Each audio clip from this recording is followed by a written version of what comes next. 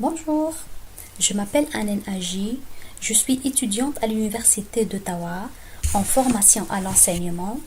Aujourd'hui, je vous propose deux sites web. Le premier, c'est l'Association canadienne d'éducation de langue française, le ACELF. Le deuxième, c'est le Musée canadien de l'histoire. Donc revenons au premier site web. Ce site web, je l'ai choisi parce qu'il est riche en informations. Je vois qu'il est destiné aux enseignants du cycle primaire, qui peut aider l'enseignant à consulter pour avoir plusieurs informations en rapport avec l'enseignement. Ce site est fait par plusieurs membres qui forment le corps de l'Association canadienne de l'éducation de la langue française. On peut plus ou moins juger la fiabilité et la crédibilité de ce site, mais ce qui est sûr que les membres de cette association sont des personnes qualifiées dans le domaine. Au niveau de l'information, c'est à 99% juste. En concernant le contenu du site web, il est très riche et varié. Par exemple, on trouve ici le banque d'activités pédagogiques.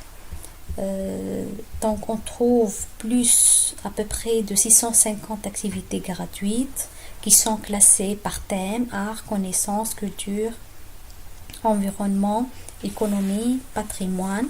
Donc l'enseignant aura toute une banque d'activités qui peut la consulter gratuitement pour faire des activités en classe avec les élèves.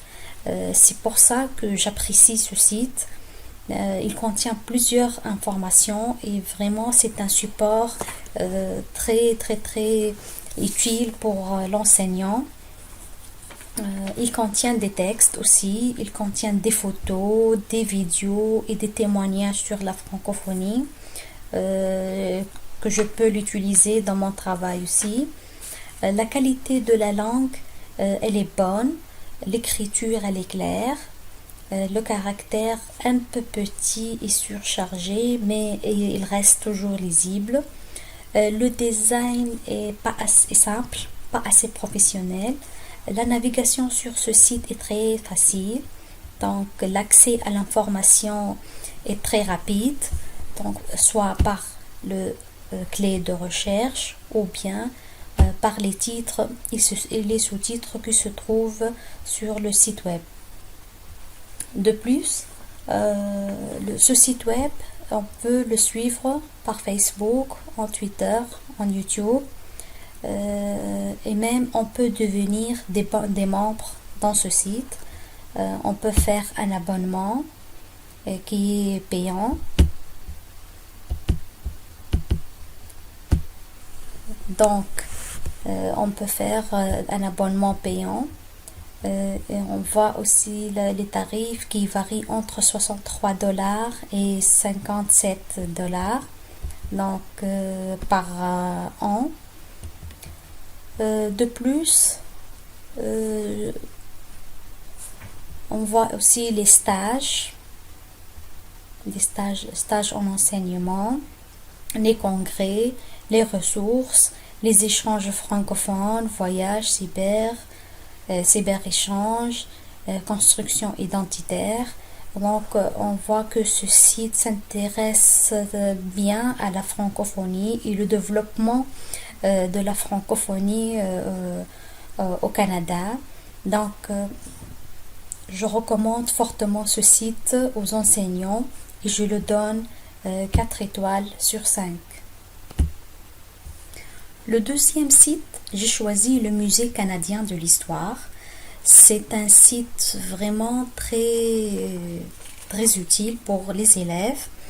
Il les aide à découvrir l'histoire humaine du Canada et de la diversité de la population.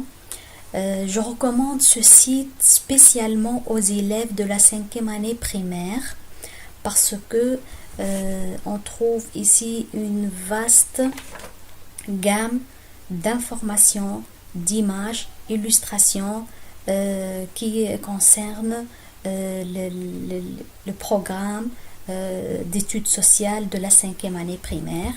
Par exemple, on voit ici la Nouvelle-France.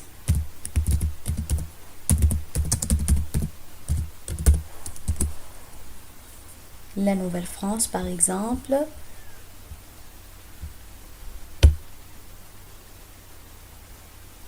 Donc, l'élève peut accéder à ces informations.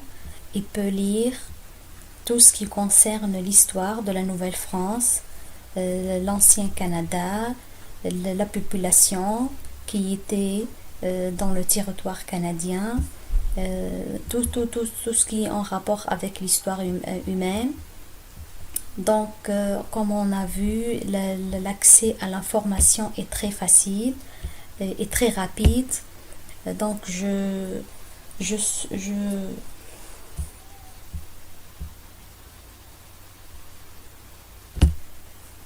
ce site est le site officiel virtuel du Musée du Canada.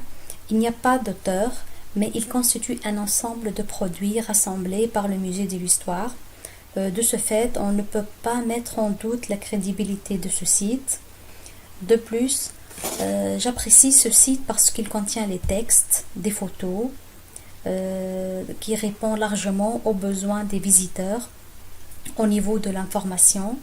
La qualité de la langue est bonne et explicite, l'écriture est claire et lisible, le design est harmonieux qui va avec la nature et le contenu du site.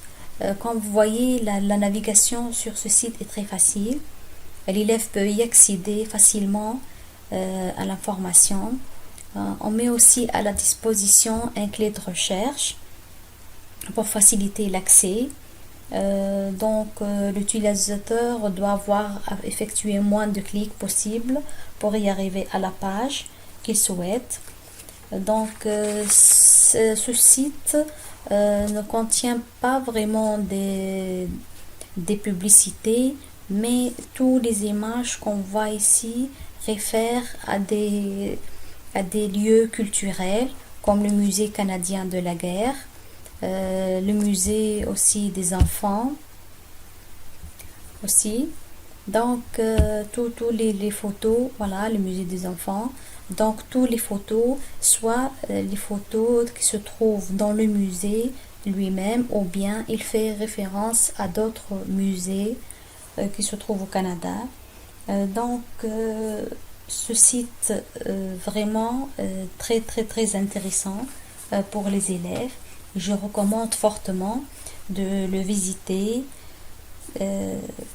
bien qu'il manque un peu d'animation parce qu'il n'y a pas ni vidéo ni enregistrement audio, mais il reste très intéressant de visiter ce site et de voir un peu l'histoire du Canada.